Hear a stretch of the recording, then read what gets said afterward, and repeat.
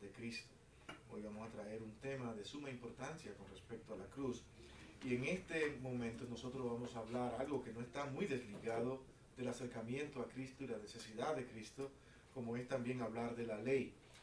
Y por eso quiero también traer una anécdota sumamente, para mí es importante, algo que sucedió, que es real y que nos ayuda a ubicarnos y ver lo que Dios hace en el corazón de una persona que Él llama a servirle de corazón. Y el acercamiento a Cristo se manifiesta automáticamente, sin que tú te imagines, ante los demás. Saben que tú conoces a Cristo, los demás saben que hay algo diferente en ti a los demás. Y para esto hay una anécdota que a mí me ayuda mucho y que me hizo a mí pensar bastante. Y esto la vi una vez en un miércoles. Quiero repetirla nuevamente aquí, aunque parezca que, bueno, qué importancia puede tener esto, ¿no? Cuando realmente sí tiene mucha importancia, cuando entendemos lo que vamos a decir.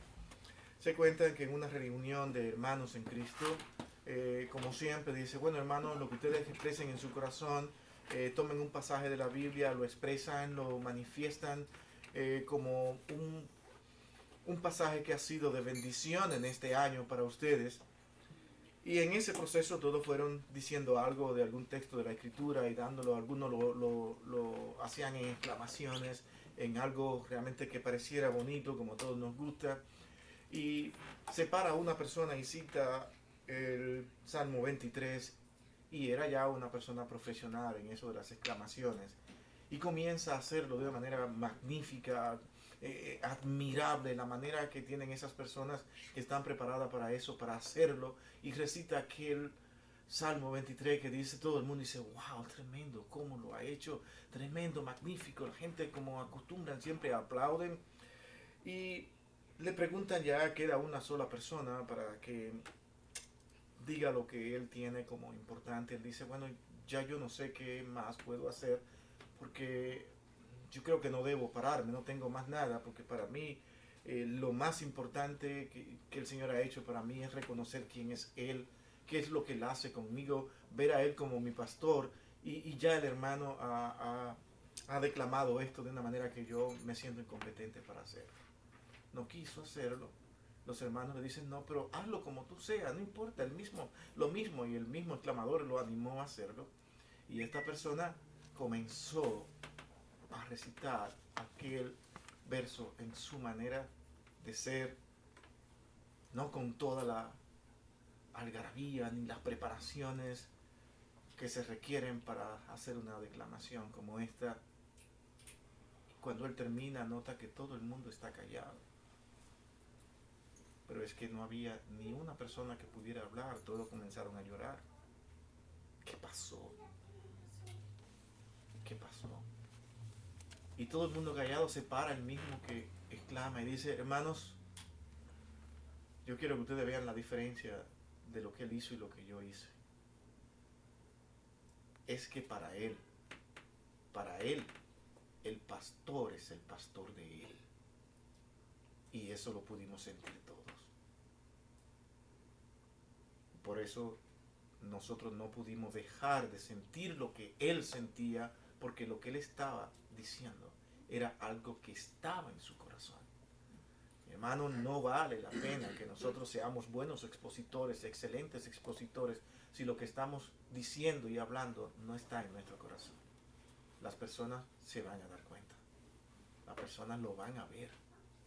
Vamos a ver a un tremendo expositor, pero a un hombre que no está viviendo de lo que realmente él expone. Y ese es el propósito nuestro aquí, que nosotros podamos en verdad vivir lo que hablamos. Cuando nosotros leemos, por ejemplo, este capítulo, este párrafo 5, nos hablamos de que la ley obliga a las personas a someterse a ella, y lo hace de una manera que es clara en la Escritura, y es lo que vamos a ver en esta parte. Nos estamos hablando de que los hombres, cuando se someten a la voluntad de Dios, buscándola, y se ven a sí mismos, saben que no pueden, eso es notado por los demás, que es una persona que quiere obedecer a Dios, pero al mismo tiempo se humilla ante su presencia. No es altanera, no es arrogante, no dice yo puedo, yo lo haré, yo sé, tengo la capacidad, porque en verdad eso lo que simplemente va a hacer ver es que tú eres una persona que tienes un concepto muy alto de ti mismo. Y el creyente, cuando viene a hacer lo que es de Dios, lo primero que manifiesta es que él depende de Dios. Y este es todo el propósito de la ley dada por Dios desde el principio, enseñar a la humanidad que para obedecer a Dios tiene que venir en humillación, porque nadie en esta tierra puede en verdad decir, yo lo hice sin ayuda, yo lo hice sin que realmente yo pudiera humillarme ante Dios, sino que le mostré que yo podía. Nadie puede venir ante Dios demostrando y diciendo, si ves que sí pude, si ves que sí lo hice. Nosotros vamos a estar tratando aquí este tema de la cruz y vamos a ver cómo Cristo sí pudo, pero era Cristo con un plan ya determinado por Dios, pero tuvo que padecer lo mismo que nosotros tuvimos que padecer, pasar por lo mismo para enseñarnos que a través de Él, entonces sí nosotros podemos, o sea, es mirar a Cristo. Y esto es lo que nos dice la ley, es que necesitan a alguien que los ayude, alguien que sí cumpla por ustedes. Él cumple la ley de Dios. La ley de Dios es perfecta y quiero que todos estemos realmente claros en esto. La ley de Dios es perfecta. Es extraño ver cuando, por ejemplo, al principio de mi conversión, nosotros hacíamos en nuestra congregación una diferencia de cuando decíamos, es que no estamos bajo la ley, sino bajo la gracia. Pero me daba cuenta que no podíamos definir por completo lo que esto significaba. Entonces la ley la desechamos y ahora estamos bajo la gracia. ¿Qué significa la gracia? ¿Qué significa la ley de Dios? ¿Por qué Dios la dio? Y había esa confusión ahí, pero era para discutir con los adventistas del séptimo día, que ellos realmente hacen una salvación todavía aún por obra, y ellos entienden que la ley está ahí, pero al igual que nosotros debemos de entenderla, la ley de Dios está ahí. Pero ¿dónde queda Cristo en medio de todo esto? Nos deja a nosotros inhabilitados para nosotros vivir esa ley, pero a través de Cristo. Y esa es la diferencia. La ley sigue intacta, pero ya no de la manera en que se estaba haciendo, que era para demostrar al hombre que cuando lo intentan vuelven otra vez a fallar, vuelven una y otra vez a fallar. Y necesitamos nosotros decir, Señor, ayúdanos, porque queremos vivir para ti. Y es cuando el Señor dice, ahí es donde quiero que estén. Ahí es donde quiero que estén, porque mi amor es tan grande, mi amor es tan glorioso que ustedes aún no lo entienden. Yo lo estoy salvando, pero sin que ustedes se merezcan la salvación. Es más, lo estoy salvando a pesar de que ustedes no se merecen absolutamente nada. Ustedes pues hacen lo mejor de ustedes y aún todavía no llega. Pues Él provee un medio para que al hacerlo, los hombres, al derramar aquel cordero, inmediatamente todo su ser, su corazón, su espíritu, su alma, estén mirando directamente al Redentor. Hermano, el Antiguo Testamento está lleno de esa mirada al Redentor, porque hay una promesa hecha. Cuando el hombre pega, dice, lo necesito a todos fuera de aquí. No pueden estar en este lugar. Salen de aquel jardín espléndido y le da normas de vida de aquí en adelante. Me imagino que la pregunta estaba, Señor, pero ¿qué podemos hacer ahora? Miren la condición que estábamos y miren la que estamos. Van a necesitar de un Redentor. Yo lo haré, lo enviaré y este vencerá y ustedes podrán confiar en él. Ahora, como el tiempo del Señor no es el nuestro, eso pareció que se extendió demasiados años. Así mismo, cuando el Señor dice yo vengo pronto, nuestra paciencia es tan limitada y tan corta y estamos tan controlados por un tiempo que decimos que traducimos ese tiempo al tiempo nuestro y lo vemos muy largo. 2000 años no ha venido. ¿Cuándo vendrá? El Señor viene. Y seguimos diciendo que viene pronto, porque es en el tiempo de Dios. ¿Quién sabe? Pueden ser 2000 años más todavía. Y nos preguntamos, ¿podrá aguantar este mundo al ritmo que lleva 2000 años más? Sabrá Dios. Nosotros solamente estamos aquí para decir, Señor, esperamos siempre tu venida, siempre estamos esperándola, porque ya no dependemos de nuestras decisiones. Nosotros siempre estamos poniendo fecha para cuando Él viene. Ya viene, porque nuestras decisiones y nuestras capacidades todavía no están entendiendo de que es Dios quien controla todo. Somos nosotros los que ponemos las normas todavía. Y decimos, así va a ser en este tiempo. Ya todo está visto, ya todo está claro. Este mundo no soporta más y eso nos deja ver que ya el Señor viene. Sin embargo, el Señor es paciente todavía para con todos aquellos que en Él esperan. Él sabe quiénes son, lo que Él tiene preparado para ese glorioso tiempo, glorioso día, glorioso mundo que será eterno, donde el tiempo no nos va a controlar. ¿Sabe usted lo bueno que es saber que usted no está limitado ni controlado por el tiempo? Tiene que brincar de la mañana, en la mañana cuando tiene que irse a trabajar porque le agarró la hora o no sonó la alarma y usted llega desesperado y dice, ¿ahora qué excusa pongo? ¿Qué voy a hacer? O sea, el tiempo me controla en este mundo. Hermano, vivir en una eternidad donde todo será perfecto es glorioso. ¿Cómo imaginar eso? Nuestras mentes no llegan hasta ahí. Es por eso que Dios es el creador de este universo. Dios es el dueño y señor de este universo. Él sabe lo que está haciendo, sabe lo que hace, y las mismas normas que Él le dio a los creyentes son las mismas para el incrédulo. No hay una para los inconversos y otra para los creyentes. ¿Sí se entiende eso? Dios es el mismo Dios para toda la humanidad. Y toda la humanidad va a tener un día que conocer y decir, ahora conozco quién es este Dios, pero ya no habrá tiempo. La ley de Dios ha sido realmente una muestra del amor de Dios, darle a conocer en palabras humanas todo lo que es Dios. Pero al ser expresada en palabras humanas, mi hermano, no alcanzan las palabras humanas para poder entender todo lo que es Dios. O sea que lo que nosotros vemos y podemos escribir y decir, wow, es que Dios es inmenso. Mi hermano, todavía nos quedamos cortos, porque no hay manera de explicar tanta grandeza. Veamos ese párrafo 5 y quiero que algún hermano por favor lo lea por mí. Vamos a estar mirando algunos versos con esta introducción.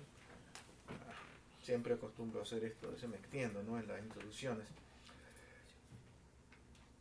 Pero quería entrar de esa manera, entendiendo el control de Dios sobre este mundo y sobre nosotros, y ver la necesidad de la humanidad de ajustarse a esta ley. ¿Quién puede leerlo?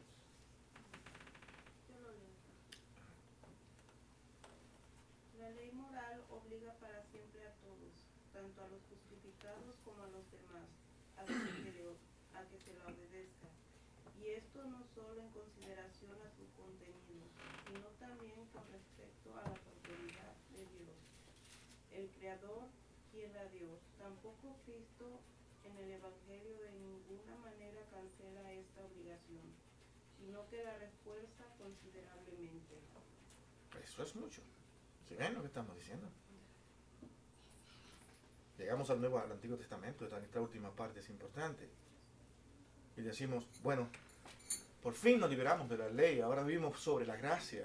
Y Pablo tuvo que decir, sí, pero esto no es para que ustedes vivan pecando. En una ocasión me encontré en las páginas de Facebook que son complicadas, no se crea, a la gente le gusta dar a conocer lo que ellos piensan y creen, y a veces se llaman muchas discusiones ahí, que decía, lo que tú ignoras es que ahora no estamos bajo la ley, sino bajo la gracia. Y yo le preguntaba, ¿y qué es eso que significa? Él me dijo que estamos siendo muy estrictos cuando el Señor dice que no debemos, ahora por estar bajo la gracia no tenemos que ser tan estrictos. Yo dije, wow, pero eso no es lo que dice la Escritura. Ahora nosotros estamos más comprometidos cada vez porque ahora tenemos más conocimiento, más entendimiento de lo que Dios requiere. Ahora se amplía mucho más el conocimiento, el entendimiento, y debe llevarnos ahora a ajustarnos más a Cristo, más a Dios. ¿Por qué? Porque ahora lo que entendemos es que esta ley continúa, pero ya no lo estamos haciendo solo. No por mis méritos, no por mis capacidades. Ahora yo no dependo de mí, sino de Cristo, pero debo estar ajustado a esta ley de Dios que es santa. Y yo quiero ver, mi hermano, ¿qué piensan ustedes en esta parte? Yo necesito que ustedes me digan si estoy equivocado en esto. Porque van a escuchar muchas veces diferencias de opiniones en cuanto a esto. Y y personas que se molestan así como se molestó esta persona en esta página de Facebook porque realmente decía que yo estaba siendo muy estricto con los creyentes y que estábamos entrando en un legalismo. Una cosa es el legalismo y otra cosa es vivir para obedecer a Dios de acuerdo a sus mandatos. ¿Se entiende? No podemos meter el legalismo en lo que es una responsabilidad nuestra. ¿Estamos de acuerdo? Puedo decir algo más. Cuando usted viene a los pies de Cristo, el Señor es quien lo llama, pero Él pone en usted todo lo que usted necesita. ¿Y sabe qué? Cuando Él lo llama, Él puso en usted, sin que usted supiera, una responsabilidad. Y usted hoy es responsable y se ve haciendo cosas y se ve haciendo las cosas para Dios. No porque lo esté haciendo por mérito, para ganarse los méritos, sino porque siente que tiene que hacerlo. Y se siente responsable de cumplir con cada cosa ordenada por Dios. No es una persona que diga, bueno, ya yo sé que soy salvo por gracia, y otros meten, como ustedes han podido ver, o no sé si alguno ha pasado por esta experiencia, que ponen una cualidad más en el ser humano, donde el ser humano es una persona espiritual, es una persona incrédula, son dos, el inconverso, el incrédulo, pero también existe otra parte que es el cristiano, pero que es un cristiano que es carnal. Entonces yo nunca he entendido esa otra parte, porque la Escritura no dice eso en 1 Corintios capítulo 3. Pablo está atacando allí a los hermanos que no han crecido, que se han quedado todavía en su primera etapa, que se han creído maduros cuando realmente no lo son. Y Pablo tenía que decirles, ustedes se creen maduros, que ya crecieron porque tienen mucho tiempo y han tenido, incluso han evangelizado, han ganado personas para Cristo, pero todavía siguen como si fueran niños en Cristo, viven todavía como aquellos que viven en la carne, porque la inmadurez es esa. Se vive como si fuéramos incrédulos. Ahora, cuando vamos creciendo y madurando, ahora aprendemos a vivir como lo que realmente somos. Ahora estamos controlados con la mente de Cristo, como dice el mismo capítulo 2 de ese pasaje de 1 Corintios. Dice, ahora pensamos con la mente de Cristo, no con la mente de aquellos que no conocen al Señor. No, ahora no estamos llamados a decir, no, lo que pasa es que estamos felices porque Dios por su gracia me ha salvado y esa gracia de Dios es tan profunda que no importa lo que yo pueda hacer, simplemente yo lo que tengo, soy un cristiano carnal. Que me dejo arrastrar por tantas cosas de este mundo. Mantengo mis luchitas ahí, pero yo no solo me quita el sueño porque yo sé que Dios es maravilloso y misericordioso. No, mi hermano, el creyente que Dios ha puesto y ha llamado, él siente una responsabilidad y una carga pesada cuando peca. Porque entonces no tendría sentido cuando Juan habla más tarde en su primera carta y dice que nosotros no estamos llamados a pecar. No somos llamados a entrar en el pecado, sino que somos llamados a ser guiados por el Espíritu de Dios constantemente en nuestras vidas. Entonces no tendría sentido, Juan, que tú estás diciendo. ¿Qué estás enseñando? No.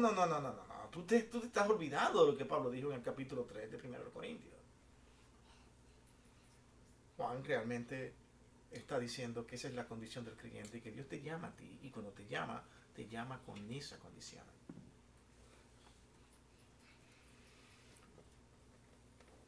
Pero ¿estamos de acuerdo en que realmente la ley de Dios es santa? Amén. Sí. Y que nosotros debemos mirarla a ella todos los días. Todos los días. Pero al final del camino, ya cuando usted se va a acostar tranquilo y diga, he vivido este día, voy a descansar. Señor, gracias por Cristo, porque con todo lo que he vivido, si no es por la misericordia de Cristo, yo no podría llamarme tu hijo. Culminar así y poder entonces también recitar y decirle al Señor ese famoso salmo que dice, en paz me acostaré y así mismo dormiré. Porque ahora su confianza no está puesta en usted sino en el Señor, pero la ley sigue ahí. Es la ley de Dios, es pura, es santa. El problema no es la ley, el problema es el hombre.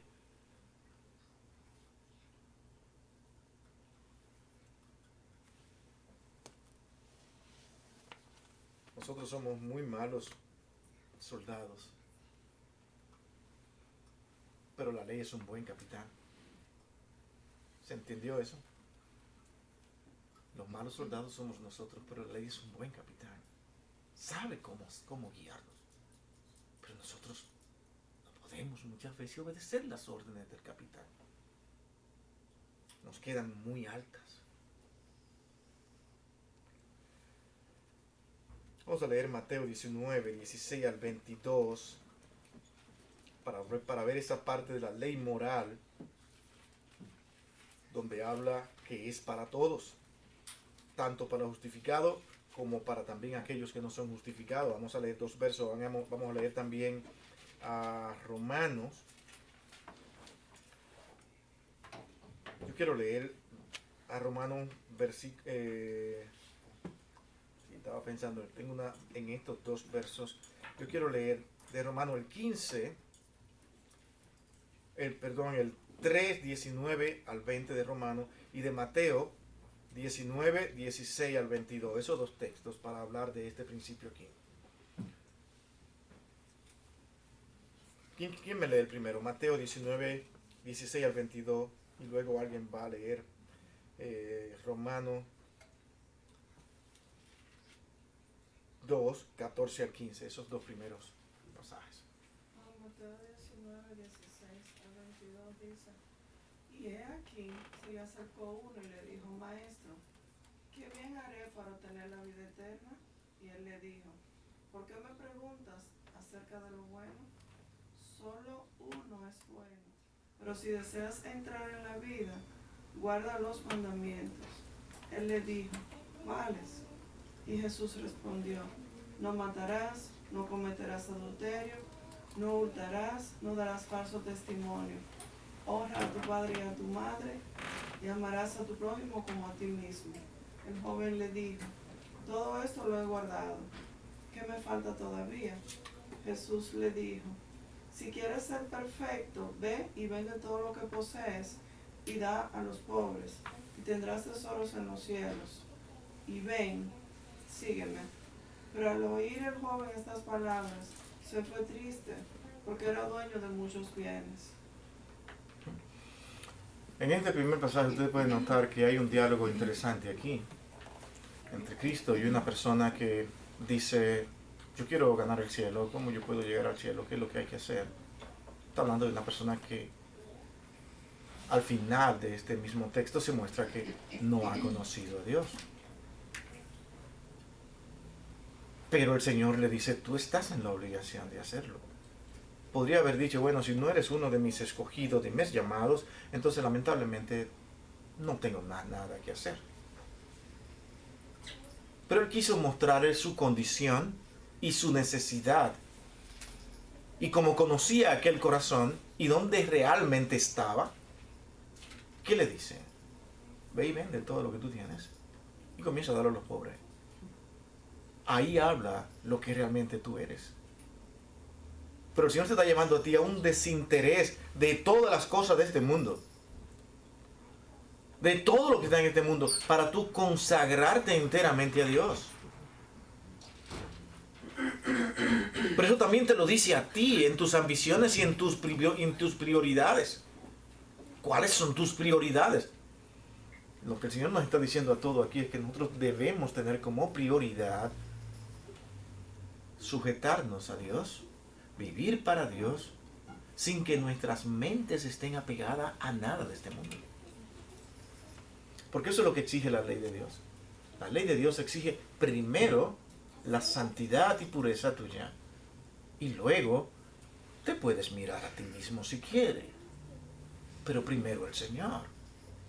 Ahí está el problema. ¿Ustedes lo ven?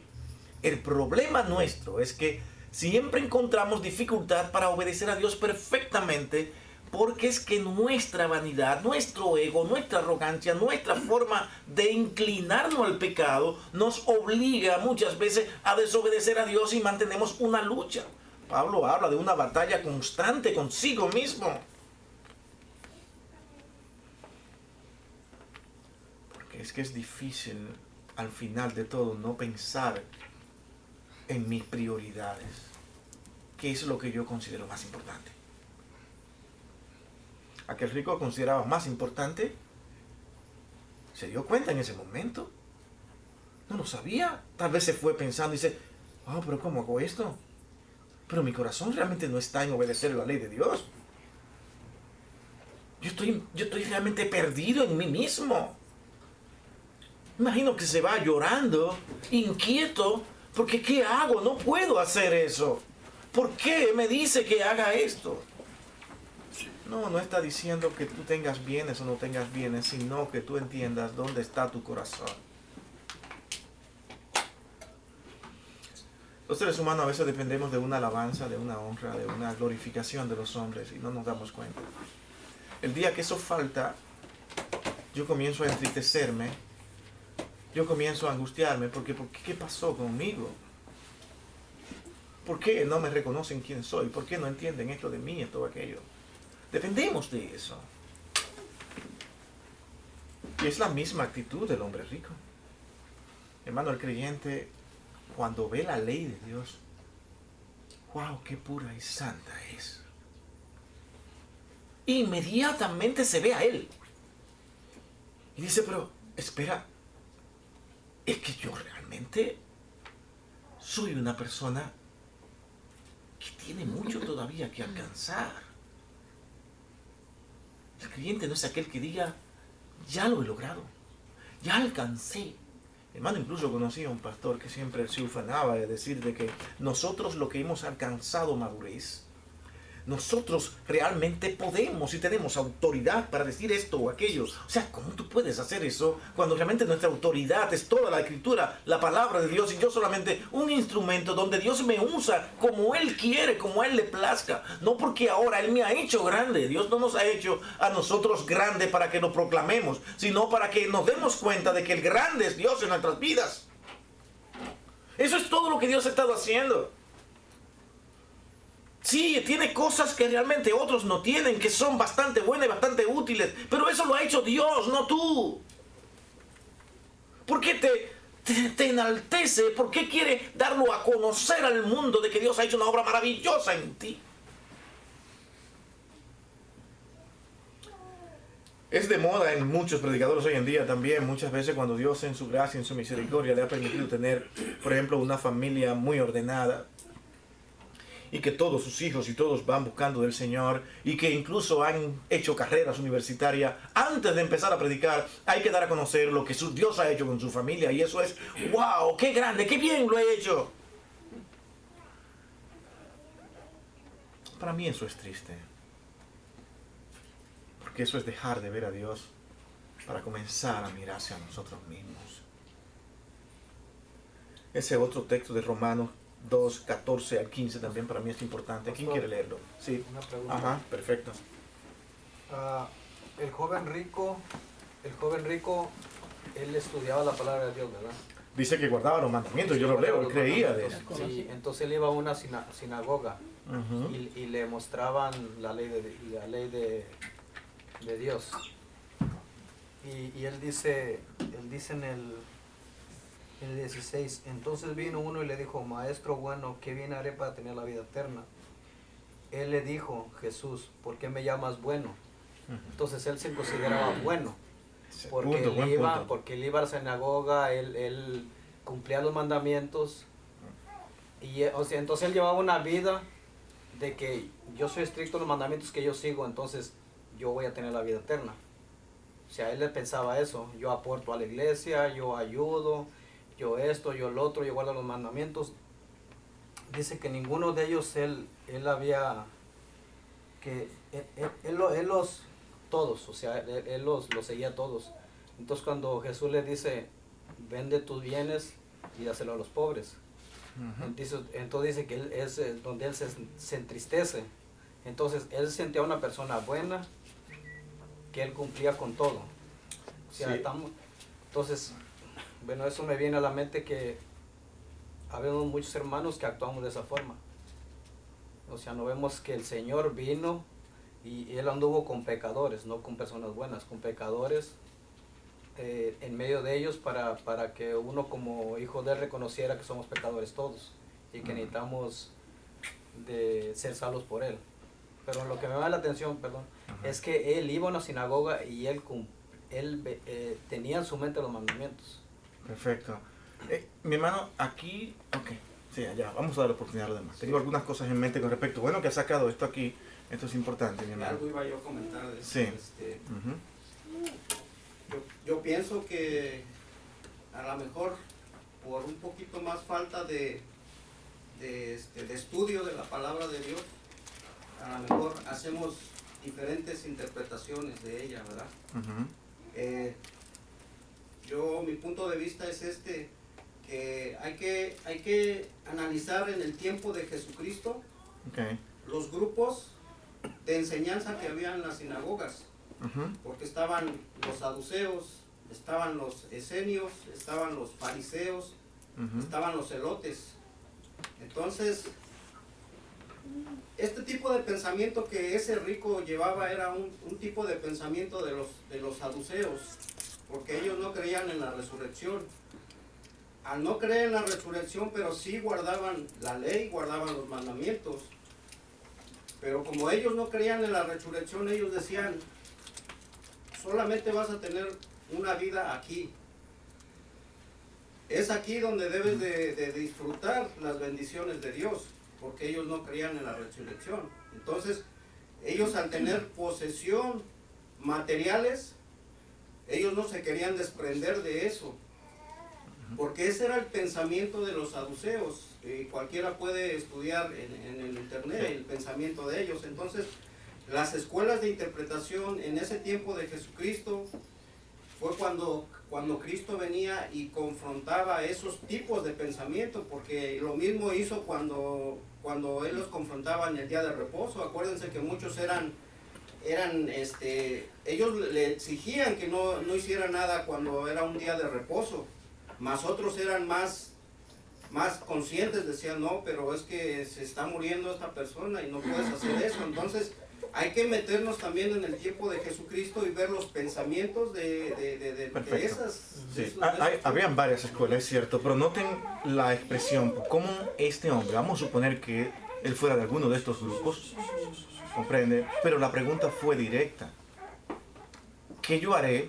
¿Qué puedo hacer para obtener la vida eterna? Sí, o sea, el punto es que Jesucristo nos nos enseñó realmente cómo es la ley y cómo se debe de guardar. O sea, él era el maestro de maestros. Sí, pero la vida eterna, él le pregunté, él está preocupado por algo más allá. Y tal vez él nunca lo había escuchado, porque cuando Cristo enseñaba, yo creo que por eso le hizo la pregunta, ¿qué haré? Porque si yo guardé los mandamientos, ¿qué haré para obtener esa vida eterna? Pues ahí es algo nuevo, yo creo que para él.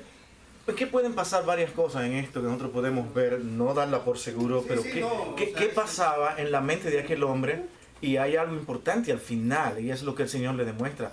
Tú tienes un problema contigo mismo. Pero aquí, mi hermano, lo que yo a veces veo en esta parte es que, digo, ¿qué estará pensando aquel hombre? Él se fue muy seguro, le va a demostrar al Señor que él es una persona buena. Y le llama, cuando queremos nosotros mostrar algo con alguien, lo enaltecemos. Señor, maestro bueno, tú eres muy bueno.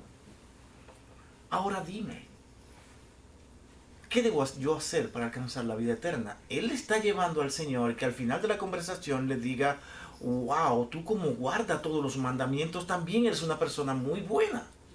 Pero el Señor conoce el pensamiento y le dice de antemano, ¿por qué me llamas bueno? ¿No es eso conocer la intención? La pregunta parece no tener sentido, y tal vez para él, pero bueno, sí, pero ¿por qué? ¿A qué esta pregunta? No, ¿por qué me llamas bueno? Él tenía que responder esa pregunta. Bueno, pensó inmediatamente posiblemente en lo que era guardar los mandamientos, guardar la ley, someterse a un sinnúmero de ritos y decir, esto es mi vida, esto es lo que yo debo de tener. Tal vez, como dice Francisco, no había escuchado de otra cosa diferente, tal vez estaba acostumbrado a escuchar esa discusión de si resurrección o no resurrección, pero él no sabía qué adoptar y había dicho, lo importante es ser bueno, porque puede ser que exista más allá un lugar. Y escucha a Cristo hablar de esto Y dice, wow, nunca había escuchado esto de esta manera con tanta seguridad y tanta firmeza. Señor, ¿qué es lo que yo debo hacer? Entonces, el Señor comienza a decirle la condición en la que Él se encuentra y en la que se encuentra toda la humanidad. Y es en necesidad de mirarlo a Él como el Mesías, como el Redentor. Cosa que se encargó Mateo, como estamos mirando aquí los miércoles, de dar a entender quién es realmente Cristo hoy en día. Valentina tiene que decir algo. Sí, pensando como dice Francisco, en lo que a lo mejor él pudiera estar pensando, pudiera ser que esto es un ejemplo de una mala doctrina te lleva a una mala práctica. Uh-huh. Porque él estaba acostumbrado o había sido enseñado en que tenía que obrar y hacer cosas para ganarse la salvación, pero evidentemente él no se sentía salvo, a pesar de que él dice que había guardado todos los mandamientos, porque él pregunta, ¿qué haré? Ese es un punto. Uh-huh. O sea, en su conciencia él sabía que faltaba algo, o él quería que el Señor le confirmara que él era salvo already. Uh-huh. Una de dos. Y por todo lo que había, como dice el hermano Francisco, habían demasiado enseñanzas, igual que hoy. La gente se confunde, dice, ¿qué hacemos? ¿Qué hay? Pero aparece Cristo. Y dice, ¿qué le pregunto a este hombre? Y fue cuando él se dio cuenta en ese momento de que había un problema con su corazón. Y que ahora la batalla era más grande que simplemente decir, yo me someto a lo que son los 10 mandamientos. Porque yo puedo decir, yo voy a cumplir los 10 mandamientos. Pero es que tú lo vas a cumplir de acuerdo a lo que tú creas y pienses que estás cumpliendo. Tú lo cumples a tu manera y yo lo cumplo a mi manera. ¿No es el mismo pensamiento de hoy en día? No, tú sirves a Dios como tú creas, yo sirvo a Dios como yo crea. Es que no es como tú creas, ese es el problema. Tú dices que guardas los mandamientos, perfecto, qué bueno, wow, Señor, qué increíble. Ahora demuéstrame que en verdad tú estás dispuesto a guardar todos los mandamientos. Te voy a poner una prueba y vas a ver que tu corazón no está en todo lo que tú dices que haces. Ve y vende todo lo que tú tienes y dale a los pobres. ¿Podrás hacerlo? Señor, pero que es toda mi vida. ¿Dónde voy a quedar yo?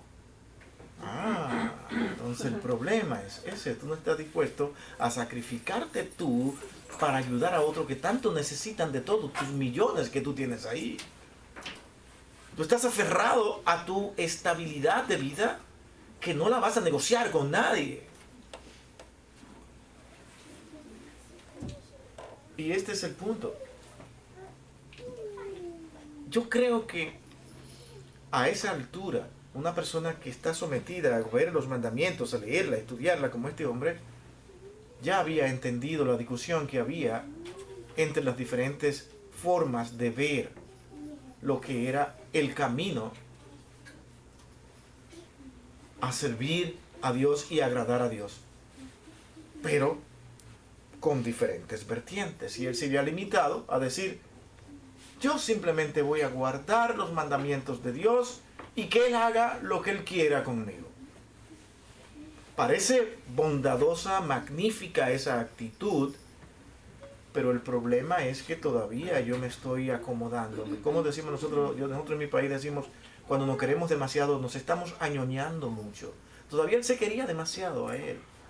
Se cuidaba, se protegía, se admiraba a sí mismo, pero quiere preguntarle al Señor de si en verdad hay una manera clara, directa, perfecta, que me asegure totalmente a mí que yo tengo la vida eterna. ¿Qué le responde? Vigila tu corazón. Este es todo el problema. Mi hermano, vigila tu corazón. Cuando la Escritura habla del corazón, ¿qué es lo que dice muchas veces? Aquí, hermanos. ¿Que puedes confiar en él? Es engañoso. A mí me engaña. Hay momentos que yo digo, wow, yo soy el mejor del mundo. Tremendo, wow, es increíble, pero no me doy cuenta más tarde que no. Yo soy el mismo de siempre. Donde tengo que venir a la misericordia de Dios constantemente. Es a vigilar mi corazón. Porque a veces somos demasiado egoístas. A veces pensamos demasiado en mi núcleo protegemos demasiado nuestras cosas, lo que hemos alcanzado, lo que hemos logrado. Y no es que no lo hagas, hazlo, protégelo, porque es tu trabajo. Pero vigila tu corazón si está muy inclinado ahí.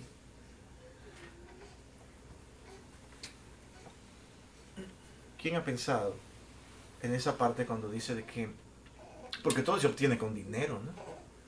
Eso ha sido así todo el tiempo. Con tu esfuerzo, lo que has ganado, una cosa compra otra cosa compra otra. Y cuando viene a ver nos vemos llenos de muchas cosas que son todas materiales. Pero cuando la Escritura dice de que raíz de todos los males es que, porque ahí se encierra vanidad. Ahí se encierra creernos poderosos mientras más tenemos. Hermano, no crea que usted va a hablar con un millonario igual que como cuando habla con nosotros aquí. Ellos van a tener un concepto de usted muy diferente cuando hable. Incluso sin que tú te des cuenta y tú lo quieras saludar, ellos siempre van a pensar que tú te acercas a él porque está buscando una ayuda. No te van a ver como una persona que está buscando una amistad sincera. Porque están a otro nivel. Ahora tengo poder, soy diferente. Ahora controlo. Y es esa actitud que muchas veces nosotros, a medida que vamos adquiriendo algunas cositas, las tenemos iguales. Y ya hacemos alarde de lo que somos, los lugares donde vamos, los lugares que visitamos, cuáles son mis líneas, cuáles son mi forma de comportarme. Ahora queremos que me vean como una persona muy fina. ¿Saben lo que significa eso? Pues yo a veces los lenguajes aquí, nosotros decimos fino cuando una persona es muy pipiripopó, ¿no? Que se cree, wow, lo máximo, qué sé yo. Y dice, wow, este soy yo, mírenme aquí, yo soy lo máximo. Cuidado, espérate, cuidado con mis uñas, espera. Ese tipo de persona Naco. realmente... ¿Cómo es? Naco. Pero tenemos de todo eso. Y a veces no tenemos en las iglesias, no se crean. Hay que tener mucha calma, paciencia, amor, misericordia, porque es una batalla constante contra nosotros mismos. Pero mantengamos nuestro pie sobre la tierra, entendiendo de que realmente vivimos por la misericordia de Dios. Allá nuestro hermano Francisco realmente... También está el otro extremo, pastor, hablando de eso mismo, de ese tiempo de Cristo. Los esenios, ellos vivían en el desierto porque ellos no les gustaba nada de las cosas materiales y eso se iban a un extremo y Son decían, los yo no ascetas. quiero saber nada de este mundo, de lo material. No, ese es otro extremo. Entonces, es otro extremo peligroso para el ser humano. Sí. Porque dice, no, yo no quiero saber nada de nada, y ni el trabajo, ni esto, ni el otro. Está el dualismo ahí, ¿no? También. ¿Se han escuchado el dualismo, no? O sea, la carne es mala. ¿Qué hacían? La flagelaban. Carne, la maltrataban, porque así iban a acercarse más al Señor. Y se tuvo que enseñar de que realmente, mi hermanos, el cuerpo es templo del Espíritu Santo. Cuídenlo, ámenlo, báñenlo, límpienlo bien. No hay cosa más desagradable, ¿verdad? Que una persona, un buen creyente, pero como yo soy un buen creyente, no tengo que limpiarme ni bañarme. No, este cuerpo no vale. Lo importante es lo que está dentro. Y eso cala mucho cuando decimos lo que está dentro. Es como cuando alguien se acerca a un pastor y le dice, cuando usted va a comprar un plátano, ¿qué usted hace? ¿Usted ve lo que está afuera o lo que está dentro? Si no, definitivamente yo voy a comerme lo que está dentro. Ah, lo importante es lo de adentro, ¿sí ve? ¿Qué importancia? Entonces le dice, cuando tú vas a comprar también el plátano, tú escoges el plátano sin importar cómo se vea por fuera. No, yo tengo que ver si está verdecito, si está bonito. Entonces ese es el asunto. Tanto por fuera como por dentro debemos manifestar a Cristo. Que se vea lo que realmente somos. Es importante lo de adentro, es importante lo que manifestemos, porque Cristo es luz y se va a manifestar la luz. Sigamos leyendo ese verso. Quiero leer ese verso, aunque nos quedemos ahí en ese párrafo. Ya por último. Ese párrafo. Vamos a seguir con esto para la semana que viene. El 14:15. De Romanos. De Mateo, perdón. Sí, Romanos. Estoy Romanos. Dos.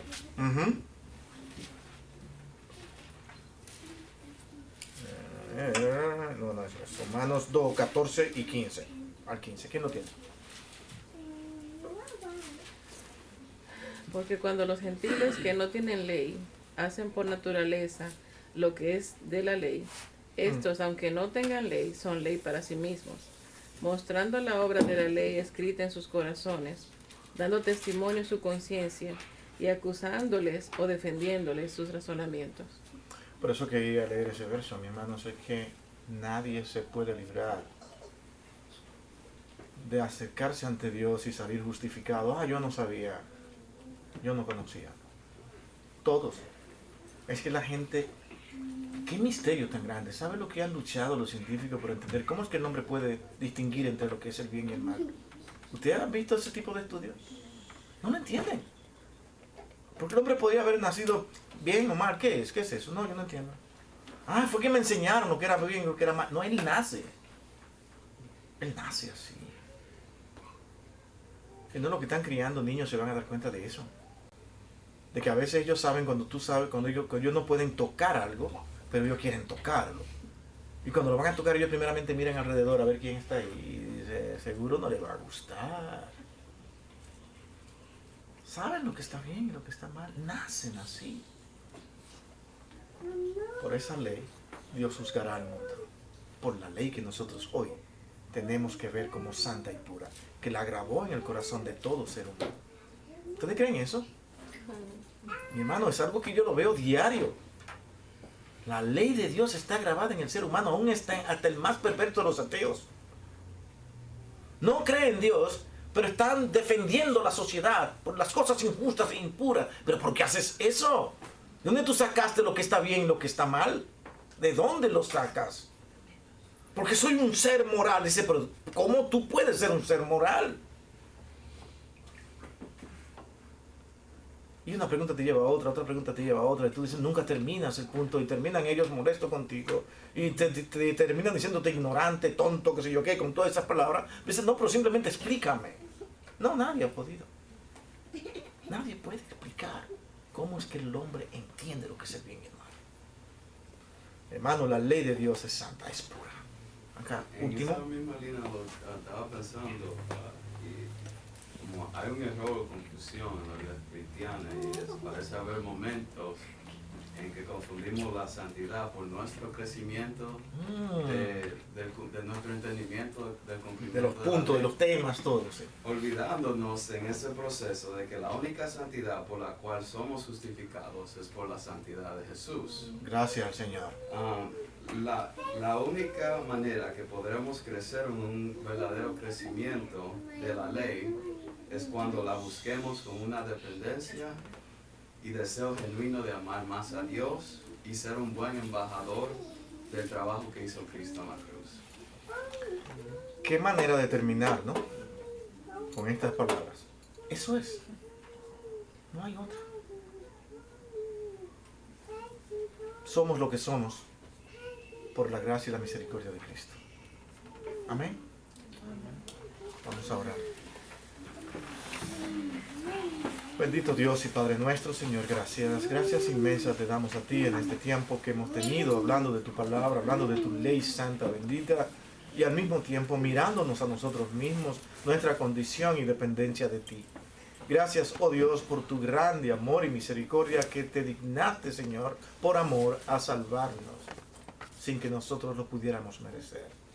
Cuídanos, oh Dios, en el resto de este día. Cuídanos, Señor, en todo lo que nosotros vayamos a hacer en esta ocasión, donde nos hemos congregado para decirte, Señor, gracias. Gracias por todo lo que eres. te honramos, te alabamos, te glorificamos y queremos que tu nombre sea engrandecido, Señor. Guarda nuestros corazones y nuestras mentes de cosas impuras que impidan, oh Dios, que te elevemos a ti una adoración gloriosa en esta ocasión. Gracias, Señor, por todo. En Cristo, Señor, lo pedimos una vez más, todo con gracias. Amén.